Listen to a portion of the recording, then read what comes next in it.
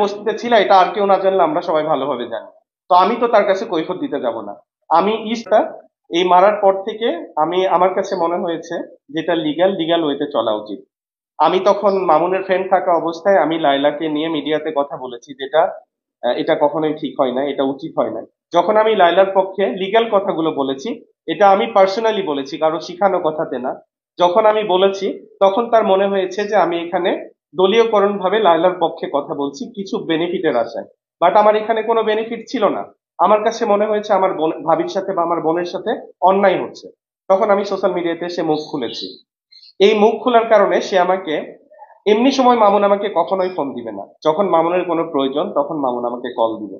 And যখন এই ভিডিওগুলো মামুনের সামনে চলে আসছে, মামুন তখন আমাকে ফোন দিয়ে বলছে তোমাকে আমি দেখে নিব, এবং এর হিসাব আমার দিতে হবে। আমি লায়লার পক্ষে কেন কথা বলেছি, ওকে নাকি আমার, ওর মতো একটা এই করাইল বস্তির ছেলের কাছে আমি লিখন নাকি কৈফত দিব যে আমি কেন লায়লার পক্ষে কথা বলেছি। তুমি লায়লার বিরুদ্ধে এত মিথ্যে এলিগেশন সাবমিট করছো, তুমি কয়জনের সামনে কৈফত দিছো যে আমি তোমাকে, তোমার মতো একটা ছেলেকে কৈফত দিতে যাব? তুমি এখন বিএমডাব্লিউ তে চড়ো আর যেটাতে ওই পাজেরো প্যাডো যেটাতেই উঠো না কেন, তুমি যে কলেজ ইউনিভার্সিটিতে স্টাডি করেছি সে আমাকে বলে কি যেন একটা ইলিটারেট বানানো সে ভুল লিখেছে। আমার মেসেজে আছে, আপনারা দেখতে পারেন। ও আমাকে বলতেছে কি যে ইউ আর ইলিটারেট, লাইক এরকম কিছু একটা বলছে। তখন আমি বলছি যে আমি স্পেস ইউনিভার্সিটি থেকে সিএসসি কমপ্লিট করেছি, তোমার মতো আমি মূর্খ নাকি যে বানানো তুমি ভুল করছো? ও যতটুকু স্ট্যান্ডার্ড ভাবে কথা বলার ট্রাই করে, এটাও লাইলার প্রশিক্ষণ, এটা হচ্ছে ওর প্রশিক্ষণ কেন্দ্র ছিল। ও লাইফ লিডিং এর স্টাইল বেটার করার জন্য এটা তার প্রশিক্ষণ কেন্দ্র।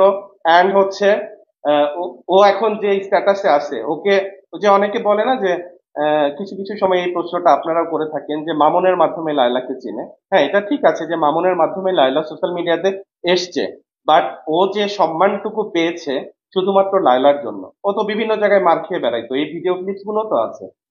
ওকে তো মানুষ মারার জন্য, শুধুমাত্র লায়লার মুখের দিকে তাকে ওকে অনেকেই মারে নাই। কিছুদিন আগেও সে 300 ফিটে, আমার কিছু ফ্রেন্ড সার্কেল ছিল সাভারের ছোট ভাই, তাদেরকে ওদের 20-25 জন ছেলে মানে মারছে। মারার পরে বলতেছে কি যে আমি মামুন ক্যামেরাতে একরকম, ক্যামেরার পিছনে একরকম, আমাকে যে চেনে সেই জানে যে আমি কতটা হিংস্র। তার মানে ও শুধুমাত্র ক্যামেরাতে অ্যাক্টিং করে। ওর কাজই হচ্ছে অ্যাক্টিং করে মানুষের সিম্প্যাথি নেওয়া। এখন দেখছেন না আপনারা, বলছে যে আমি গরিব, এই গরিবটাও বলা মানে ওর সিম্প্যাথি নেওয়া, যাতে লাইলা ওর প্রতি হয়। ঠিক আছে, ও কোনো অন্যায় করে না, তাহলে লাইলার সাথে ডিরেক্ট এসে কথা বলুক।